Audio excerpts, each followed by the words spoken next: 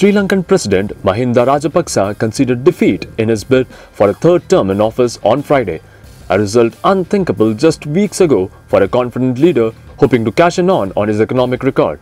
Interestingly, Rajapaksa lost to his former friend and Health Minister Maithripala Sirisena, who defected from the ruling party and turned the election into a referendum on the president with expanding power since his victory over the Tamil Tigers in 2009. Rajapaksa had called the vote 2 years early, a move seen by many as a test for triumphalism. The results from the largely peaceful elections could signal a period of better relations between India and Sri Lanka, which had, under Rajapaksa, drifted closer to China. Here are 5 areas where ties could shift. Smoother ties with Sri Lankan Tamils. Many Tamils have felt abandoned since the war's end in 2009, when Rajapaksa largely ignored their demands to heal the wounds of the fighting and years of ethnic divisions. The results highlighted the ethnic polarization in the country, with Tamils and Muslims, the second largest ethnic minority, both voting against Rajapaksa. For India, the Rajapaksa government's treatment of Tamils of Indian origin had been a constant source of disagreements and friction.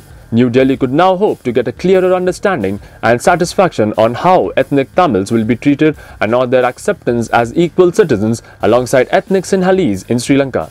Reduced security engagement with China. The outcome of the polls will be watched keenly in New Delhi and Beijing, since both have large stakes in the island nation. China has made large strategic and commercial investments in Sri Lanka, with Rajapaksa beholden to Beijing for its military support in his war against the Tamil Tiger. In the closing months of the war, India refused to supply any lethal weaponry, but China sold Jian-7 fighters, anti-aircraft guns and GY-11 3D air surveillance radars to the resurgent Sri Lankan army. Pakistan also supplied the Sri Lankan army small arms, multi-barrel rocket launchers and trained its air force in precision-guided attacks against the Tamil Tigers. Today, about 70% of Sri Lankan military hardware is Chinese. Chinese investments and part ownership of Sri Lankan maritime assets remains a deep cause of worry for India.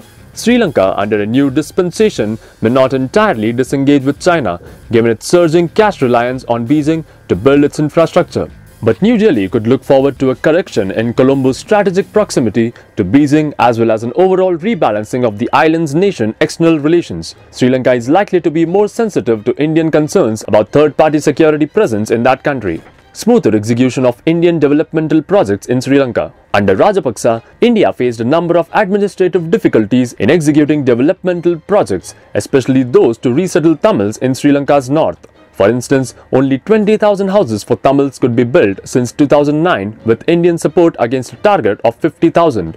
Indian state investments in Sri Lanka total sum of Rs $1.3 billion, much of it going into post-conflict reconstruction.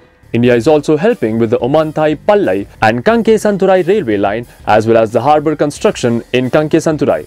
Earlier, New Delhi helped build the Matara-Colombo railway link in 2012. Stronger trade ties. Bilateral ties under the new government is likely to see more focus on the state of Sri Lanka's economy. For Sri Lanka, costly short-term foreign debt, much of it from China, taken to build its infrastructure, is a worry. Indian investments in Sri Lanka have grown. Sri Lanka is also dependent on India for much of its fuel.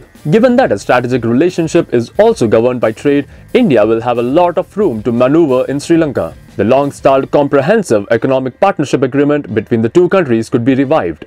A genuine democracy. Buoyed by his military victory over the Tamil Tigers, Rajapaksa steadily tightened his grip on power, amending the constitution to eliminate term limits and dismissing a Supreme Court justice who resisted his changes. The system known as executive presidency gave his family a tight grip on the economy and politics in what critics said was subversion of democracy by a one-family rule. Thus far, Friday's election result could reverse that and once again see Sri Lanka returning to a true democracy and help improve relations with India by caring the Tamils. News Desk, Mango News. We need to put science and technology and innovation at the top of national priority. I am confident that we can do it.